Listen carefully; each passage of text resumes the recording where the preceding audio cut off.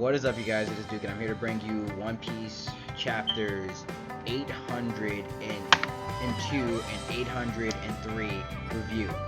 So, honestly, these two chapters of One Piece, shit going on. Shit is going down.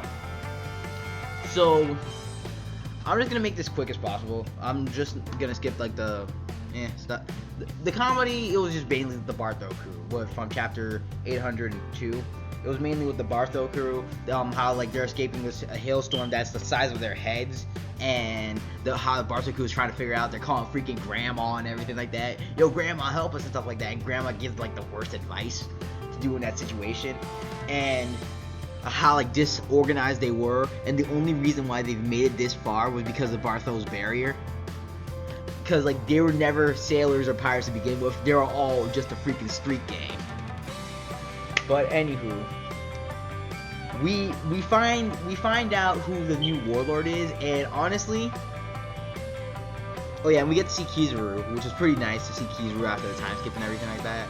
And Kizaru says this new Edward Weeble's power is reminiscent that of a mere Whitebeard in his youth. And that he's an undoubtedly powerful pirate because he took down 16 of Whitebeard's the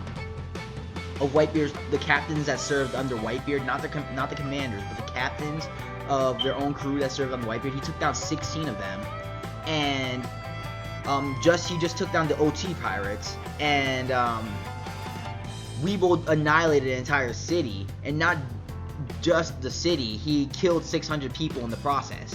That was the casualty.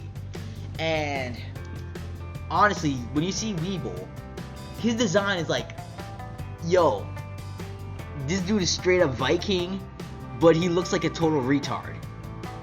And no offense, but he kinda is. He's like a straight up mama's boy too. His mother's Miss Bacon, and she's like, oh yeah, I'm the woman that stole Whitebeard's heart and stuff like that, and everything like that. And Weeble saying, oh, I'm Whitebeard's son, right? I'm Whitebeard's son, right? Because of the beard. And I'm like, yo, this is clear classic case of mother using son's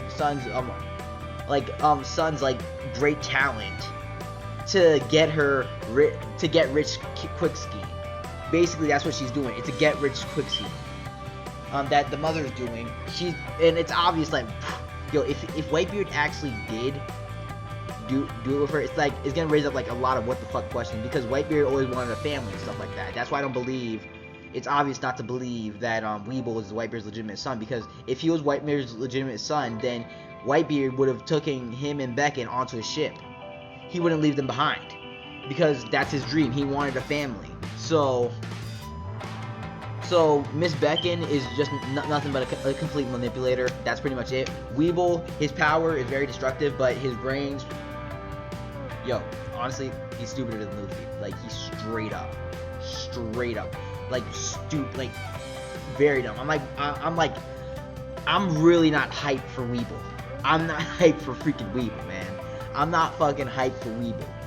But anywho, after that, the crew is the crew is basically now at ZOU, and ZOU, like, we find out that ZOU is like this actual giant moving elephant. And like, I'm like, yo, this is some freaking straight out of Toriko shit. And ZOU has been alive, and like the elephant has been alive alive, walking around the entire New World for over 1,000 years.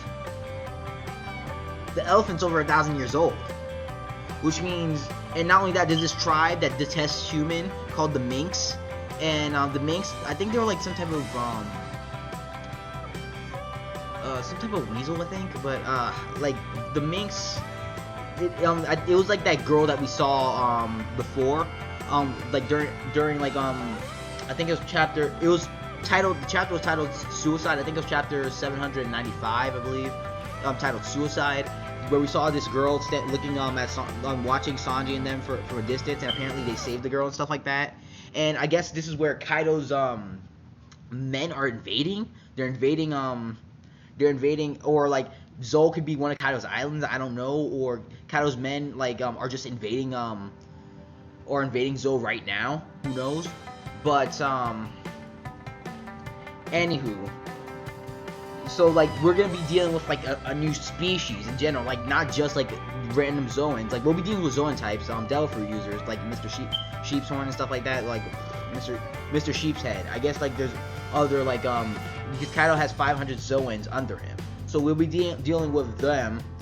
And honestly, like I'm looking forward to ZOU because I think there might be a poneglyph there, so we'll get more information on the Void Sentry. That's actually one of the things I really enjoy about the One Piece. I want to know the mystery about the Void Sentry and everything. So yeah. So overall, the chapter. It's basic. It's a. Oh yeah, and Sanji and them has arrived on ZOU. I guess they're on ZOU on suicide on chapter 795, Suicide. I could be wrong about the chapter number. I'm sorry if I am, but I'm pretty sure it's 795. But yeah. So like I don't know where the ship was parked because the ship looked like it was parked off like you see the island there. I don't know if like they somehow they might have used Kudo Burst to get all the way up to ZOU, because ZOU, like the top of ZOU where the country is, like the elephant's big enough that its back is like engulfing, can like sustain an entire country. So they might have used Kudo Burst to get all the way up there, and they probably find like a lake or something to rest the ship on. I don't know, but wait, no, the ship was I guess they're on another island then. I don't know because then like I remember that in chapter 803 that the ship was like right next to one of the legs, like it was anchored right next to one of the legs. So I don't know, man. I don't know because in chapter 795 it looked like they were on like a standard island, not a moving elephant. But anywho, overall, chapter 801, it was a great chapter of One Piece because we finally got who the 7th Shishu guy is and everything like that, and it was like, whoa.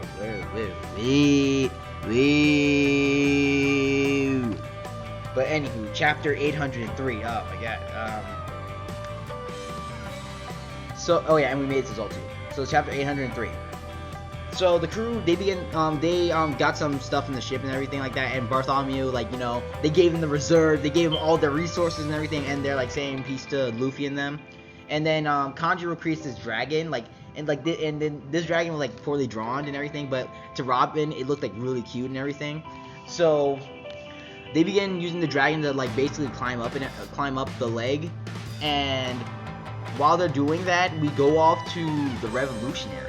And I'm like, wait, what are we going to the revolutionaries for? So Koala's reporting into Dragon and everything like that, about how the Don Quixote family has fallen and everything like that. They stopped the trading stocks and everything like that. And he told her to inform the other kingdoms that were at war and stuff like that. That yeah, they got this and everything. And Koala mentioned like this rare metal that might be relevant in the story later. I don't know, but she mentioned this rare metal. Who knows? It might be relevant to the story. So after that, you see, oh yeah, and you also see Sabo. He's showing off his the Maranomi outside to the other revolutionaries, and Dragon asks how it's Robin, because he thought Robin got kidnapped when back in Chabot, the Return of Chabot, the acapella arc, like you know how the fake Straw Hats and everything, he thought Robin got captured by the Marines and everything like that, but that was like a false info and everything. So and like Koala says, yeah, don't you want to know about Luffy? He's your son after all. And Dragon's like, well, and then he's like, oh, I heard from Sabo. So either Dragon could have been lying, or he heard from, or he actually, Sabo just gave him like a turn to talk to. Who knows? I don't know. But then Dragon says, yeah, Cypher Post Zero has been getting stronger over the past few years. So I guess it's time for us to call in all the commanders of the Revolutionary Army. So I'm looking forward to seeing that, who the commanders are and stuff like that. I'm still wondering who that dude was next to Dragon and Sabo, of the revolutionaries, and that dude with that weird hat, but with that like bald shaped hat. He possibly ranked number 1, but I'm still wondering who that chick was. That like who the person on the crow was. I'm still wondering who that was, and who that chick was behind some of the other revolutionaries. That possibly was her. But anywho, because she wasn't there when Koala was contacting Sabo and everything. So anywho, then we go to Blackbeard's